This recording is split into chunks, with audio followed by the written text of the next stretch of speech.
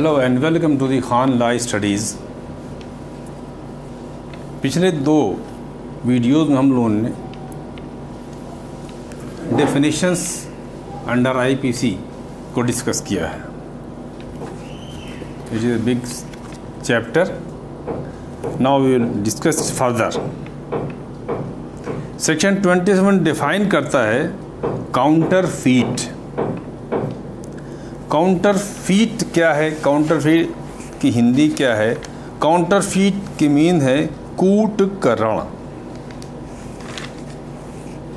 Counterfeit means कूटकरण। कूटकरण है क्या? इसमें कौन से इंग्रेडिएंट हैं, क्या इसके आवश्यक तत्व हैं, इसको समझ लीजिए। जो परिभाषा बताती है कूटकरण की, उसकी हिंदी इस प्रकार है। हिंदी पहले सुन लीजिए, फिर इंग्लिश बताते हैं। जो व्यक्ति एक चीज़ को दूसरी चीज़ के सदृश, यानी एक चीज़ को दूसरी चीज़ के सदृश करना, ये तो अपने आप में हो गया कूटकरण। अब अपराध कब बनेगा? तो कहता है जब कोई व्यक्ति एक चीज़ को दूसरी चीज़ के सदृश इस इंटेंशन के साथ करता है कि वो उस रिजेम्बलेंस से किसी व्यक्ति को प्रवंचित करे, डिसीट करे,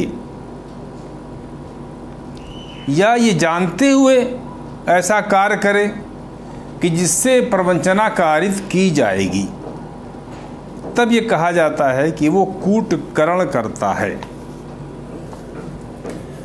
ये सारी परिभाषाएं जो चल रही, मैंने कहा कि इसमें दोनों चीज़ें देखी जा रही हैं। इम्पॉर्टेंट इंग्रेडिएंट क्या है? इंटेंशन।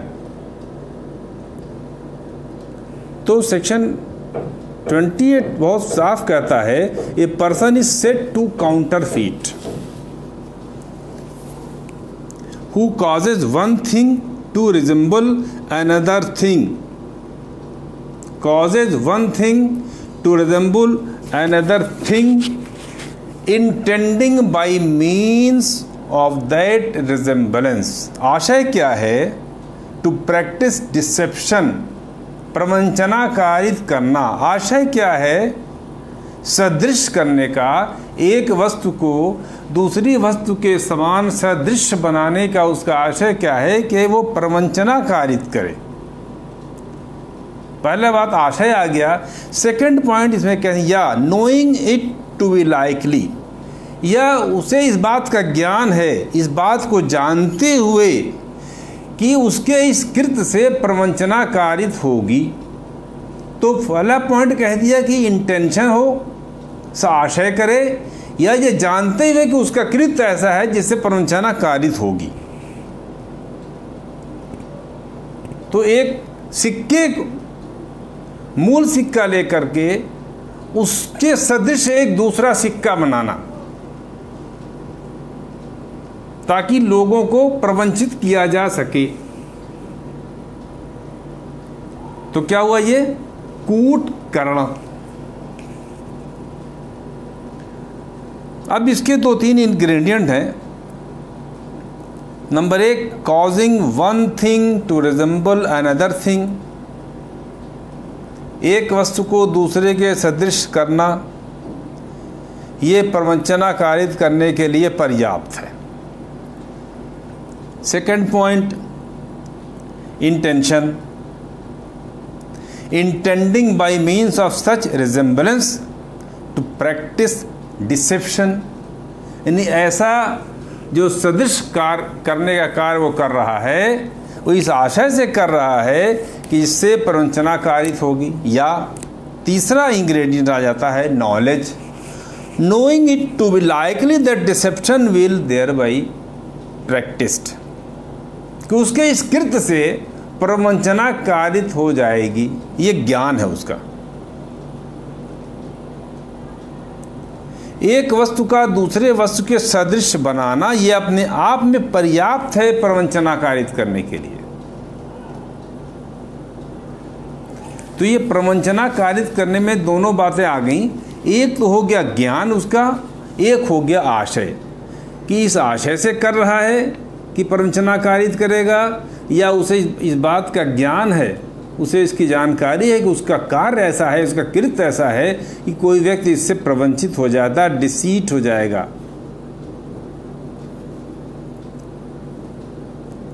इस धारा 28 में 2 स्पष्टीकरण भी दिए गए हैं। पहला स्पष्ट करता है कि कूटकरण के लिए जो सदृश, जो नकल की गई वस्तु बनाई गई है, उसका ठीक मूल वस्तु की तरह होना आवश्यक नहीं है, मिलती जुलती होगी, must resemble not the original. Original तो ओरिजिनल होता है। दूसरा पॉइंट स्पष्टीकरण में है प्रिजम्पशन ऑफ इंटेंशन। इस कूटकरण के बारे में कुछ प्रिजम्पशन है। क्या है कि यदि यह स्थापित हो जाता है कि रिजेंबलेंस इस प्रकार का था कि कोई व्यक्ति प्रवंचित किया जा सकता था, रिजेंबलेंस का नेचर, प्रकृति इस प्रकार की थी कि कोई भी व्यक्ति उससे प्रवंचित हो सकता था, तो जब तक कि इसके प्रतिकूल कोई साबित ना कर दे, यानी इस तथ्य को कोई खंडित न कर दे, तब तक ये उपधारणा की जाएगी, यह वर्ड यूज हुआ है द कोर्ट शैल प्रिज्यूम, कि ऐसे व्यक्ति का आशय प्रवंचित करना था। यानी डिसेप्शन के बारे में ये प्रिजम्पशन का क्लास भी दे दिया गया है। Although this presumption is a rebuttable presumption. तो काउंटरफीट का मूल तत्व क्या है? किसी एक वस्तु को दूसरे वस्तु के सदृश करना। वो सदृश क्यों कर रहा है? 2 बातें देखी जाएंगी, उसका आशय और उसका ज्ञान, कि उसका आशय क्या था और क्या उसे नॉलेज थी कि उसके उस कार्य से कोई व्यक्ति प्रवंचित हो जाएगा। तो that is all about the counterfeit. इसके इंग्रेडिएंट रख लीजिएगा so that you may write in the mains, और वो करेक्ट टिक कर सकें आप प्री में। इसके बाद सेक्शन 30 है, what is a valuable security. ये बहुत पूछी भी जाती है, मूल्यवान प्रतिभूति क्या है? मूल्यवान प्रतिभूति के बारे में धारा 30 में जो कहा गया है, उससे जो इंग्रेडिएंट निकल के आते हैं, ये कहते हैं a valuable security is a document. पहली बात क्या है कि ये एक दस्तावेज है, और परपर्ट्स टू बी ए डॉक्यूमेंट, या कोई दस्तावेज प्रतीत होता है। दूसरा, इट इज ए डॉक्यूमेंट, ये कैसा दस्तावेज है? कहते हैं ये ऐसा दस्तावेज है कि इसके द्वारा कोई लीगल राइट या तो उत्पन्न किया जा रहा है, या उसको एक्सटेंड किया जा रहा है, या कोई लीगल राइट का हस्तांतरण किया जा रहा है। यानी ये डॉक्यूमेंट जो है लीगल राइट क्रिएट कर रहा है, और जो लीगल राइट क्रिएट कर रहा है उसको राइट ऑफ ट्रांसफर भी दे रहा है। ये ऐसा डॉक्यूमेंट है।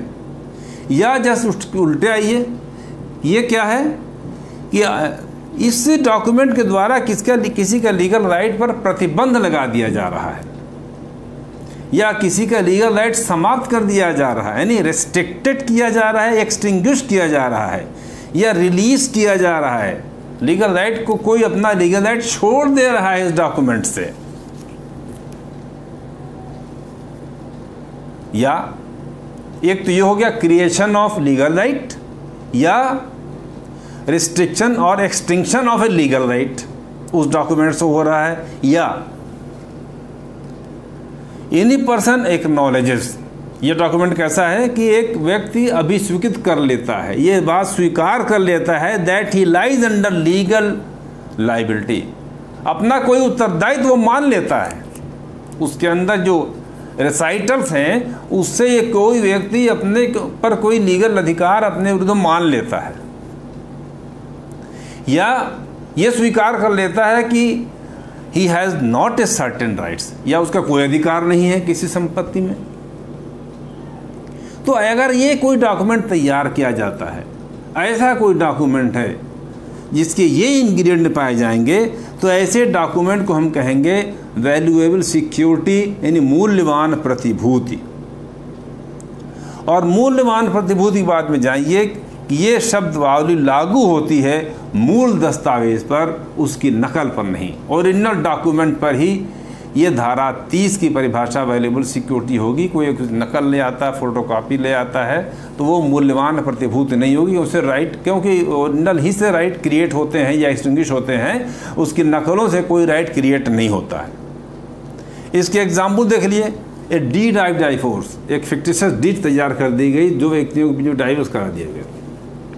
ए promissory note executed by a minor by a force, बलपूर्वक किसी नाबालिग से कोई प्रोमिसरी नोट लिखवा लेना।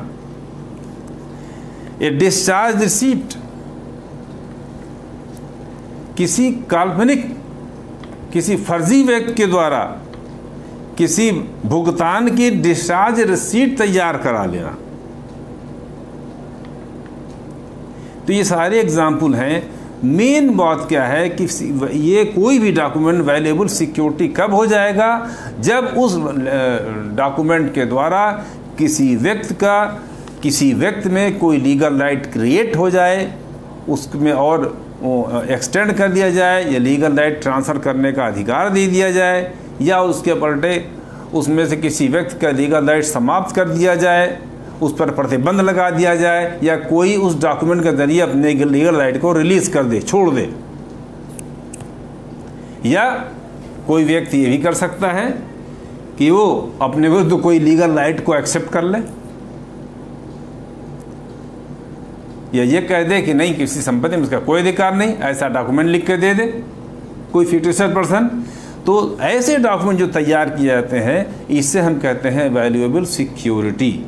ये आपके जब ऑफेंसेस अगेंस्ट प्रॉपर्टी आएगा, सेक्शन 463 से आप पढ़ेंगे तो देखेंगे वैल्यूएबल सिक्योरिटी का वर्ड यहाँ यूज होगा। तो this is all about valuable security. Counterfeit हो गया, वैल्यूएबल सिक्योरिटी हो गई। नाउ अब हम देखते हैं सेक्शन 33। इजी है थोड़ा। What is section 33? Act and omission. हमेशा क्रिमिनल लॉ में होता है एक्ट। कौन सा act? Which is prohibited by law, which is punishable under law. तो सेक्शन 33 कहता है the word act, ACT small, denotes as well as a series of act as a single act. कोई अपराध कई व्यक्ति मिल करके करें और सबके कृत्यों को मिलाकर एक अपराध बनता हो, ज्वाइंट एफर्ट से एक अपराध बनता हो। Virendra Kumar Ghosh versus king emperor के केस में इसको प्रिवी काउंसिल ने कहा था कि कोई व्यक्ति देखरेख करता है, कोई रखवाली करता है, कोई हत्या करता है, और सब मिला के एक अपराध बनता है, वह है मर्डर। वहां यह कहा था कि एक्ट मीन्स, इसी को लिया था, a series of act as a single act. कार तो कई ने किया लेकिन एक अपराध उससे कारित हुआ। तो ये डिफाइन किया गया है, the word act denotes a series of act as a single act. इसी तरह इसका उल्टा है omission. Omission denotes as well as a series of omission as a single omission. ये हो गया एक्ट एंड ओमिशन। 32 क्या कहता है? Section 32, acts includes an illegal omission. Omission क्या है? किसी पुलिस का कर्तव्य है, जो कर्तव्य करना है उसे, अगर वो कर्तव्य करने में अवैध ढंग से चूक करता है तो कहा जाएगा इलीगल ओमिशन कर रहा है। तो ये एक आपराधिक कृत्य हो जाएगा। इसीलिए कह दिया गया कि एक्ट की परिभाषा में अवैध ओमिशन भी शामिल है। Act includes illegal omission. यह है सेक्शन 32। आगे देखें, वॉलंटरीली, स्वेच्छापूर्वक। सब कब कहा जाएगा कि किसी व्यक्ति के कोई कार्य स्वेच्छापूर्वक किया गया है? It is defined in section 39। स्वेच्छापूर्वक किया गया कार्य के लिए कोई व्यक्ति जो है दोषी माना जाता है।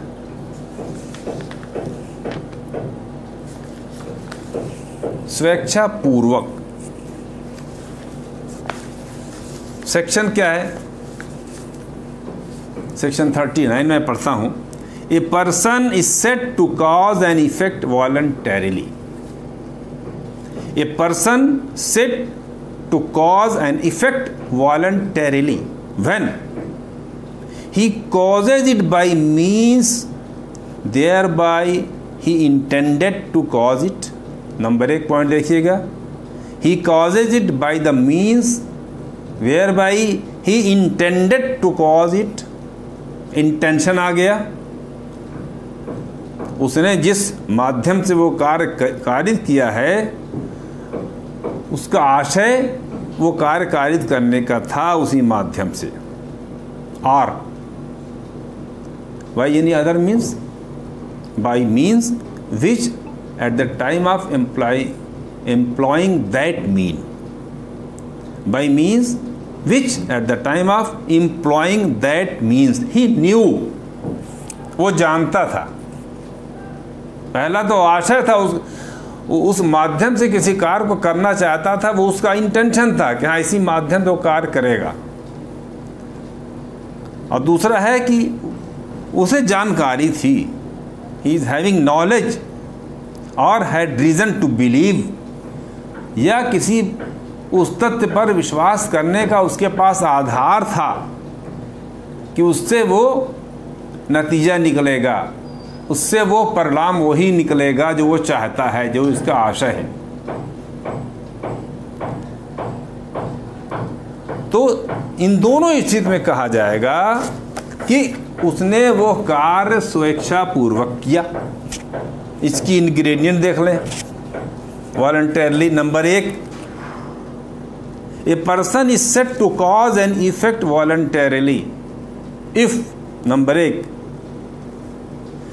he causes it by means whereby he intended to cause it।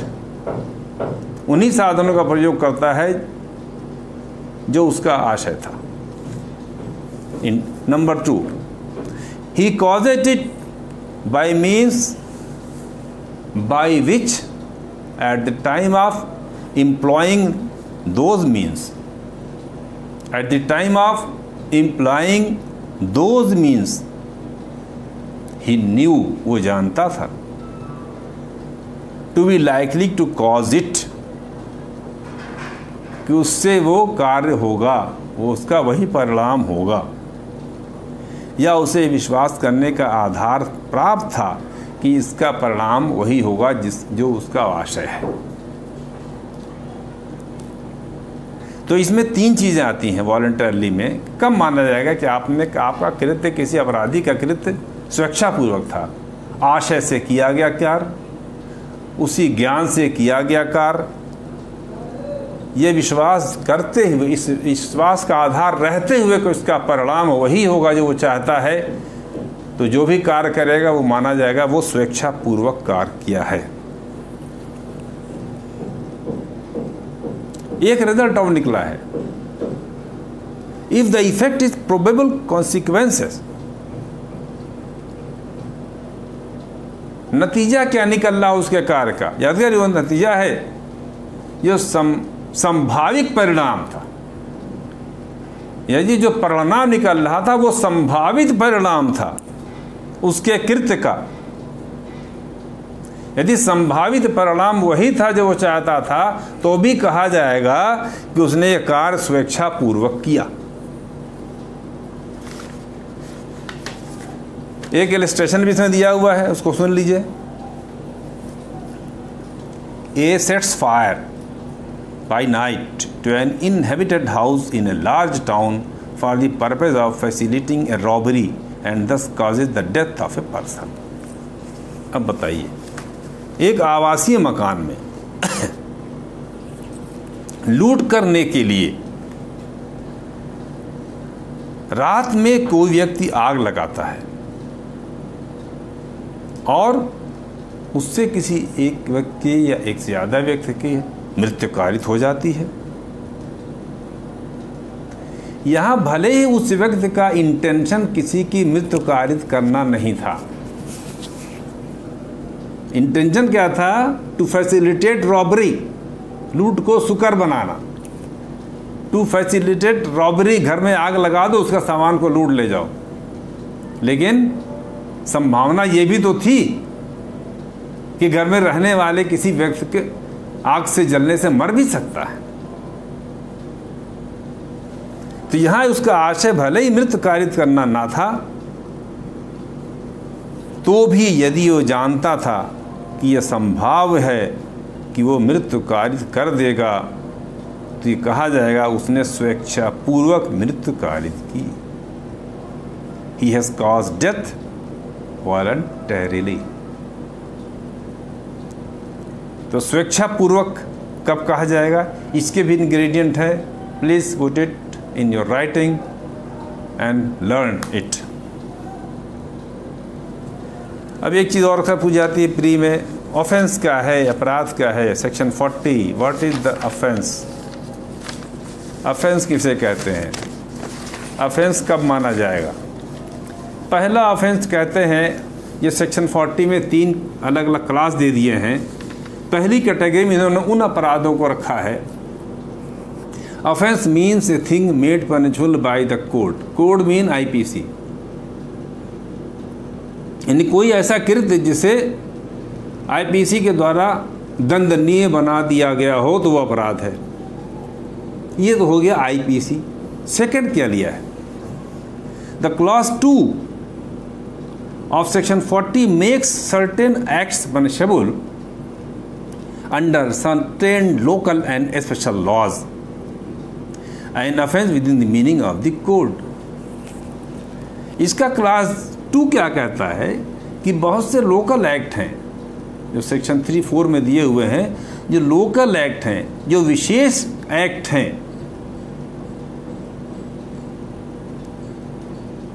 जिसमें कुछ चीज़ें, कुछ कार्य अपराध बनाए गए हैं, कुछ कृत अपराध बनाए गए हैं under local act and under special act. तो सेक्शन 40 उन्हें भी कोड, आईपीसी कोड के अंतर्गत अपराध घोषित करता है। पहला आईपीसी में जो दंडनीय है और दूसरा लोकल और स्पेशल एक्ट में जो कृत दंडनीय है, और तीसरा क्लास भी है offenses in relation to a special या local law for certain purposes। कोई ऑफेंस ऐसा है जो किसी लोकल लॉ या किसी विशेष एक्ट से संबंधित है, वो भी अपराध की श्रेणी में आ गया है। तो अपराध की जो सीधी परिभाषा दी जाती है, जो प्री में पूछा जाता है, offence means a thing made punishable by the code। code mean IPC। offense means things made punishable by the code, number 1। Number 2 है other things which is made punishable under the local law or special law, that is also offense। class 2 and class 3, these are subject to the clause 1। एक section और जान लीजिए, section 43, illegal किसे कहते हैं या illegally bound to do कब कहा जाएगा? What do you mean by illegal? अब ऑफेंस की परिभाषा आप पढ़ चुके हैं, इसलिए जान ली इलीगल क्या है। ए thing which is an offence, it is illegal. A thing which is prohibited by law, it is illegal. A thing which is prohibited by law, it is illegal. A thing which furnishes grounds for a civil act, a thing which is furnishes grounds for a civil action। दीवानी मुकदमा करने का कोई आधार प्रदान कर रहा है, किसी का कृत्य ऐसा है, तो वो कृत्य भी इलीगल है, इलीगल कृत्य माना जाएगा। और जब कहा जाता है person was legally bound to do something, इसका मतलब क्या होगा? Meaning thereby a person omits to do a thing which he was legally bound to do. कोई व्यक्ति जो कार्य करने के लिए विधि द्वारा बाध्य था और ऐसा कार्य करने में वो चूक करता है, ओमिट करता है, और उसका ऐसा करना इल्लीगल है, उसका ऐसा करना इल्लीगल है। इल्लीगल की परिभाषा में यदि आता है तो कहा जाएगा he was legally bound to do. तो सेक्शन 43 में दो वर्ड को यूज़ किया है, what is illegal and what is legally bound to do. तो आपने देखा काउंटरफीट, वॉलंटरली, वैल्यूएबल सिक्योरिटी। इसमें पूछने वाले जो प्रश्न है काफ़ी पूछे जाते हैं। काउंटरफीट है एक इम्पॉर्टेंट है, और दूसरा है व्हाट इज़ वैल्यूएबल सिक्योरिटी है, इसकी परिभाषाएं पूछी जाती हैं। और कभी कभार पूछ लिया जाता है कि ऑफेंस और इल्लीगल क्या है। ये सब प्री के क्वेश्चन हैं। अब डेफिनेशन क्लास में कुछ चीज़ें बची हैं जो बाद में किसी और टॉपिक के साथ हम इसको जोड़ देंगे। तो ऑलमोस्ट डेफिनेशन क्लास पूरा हो रहा है। जो छूटा है उसे आप देख लीजिएगा, क्योंकि डेफिनेशन जानने के बाद फिर आईपीसी को ओवरऑल समझना बहुत आसान हो जाएगा। आईपीसी के अंदर जो पर्टिकुलर ऑफेंसेस हैं उनकी डेफिनेशन समझना भी आसान हो जाएगा और क्वेश्चंस का आंसर देना भी आसान हो जाएगा। आई होप कि जो बातें आपको बताई गई हैं आपको समझ में आई होंगी। In case if there is any problem, please write in the comment box. Thank you again.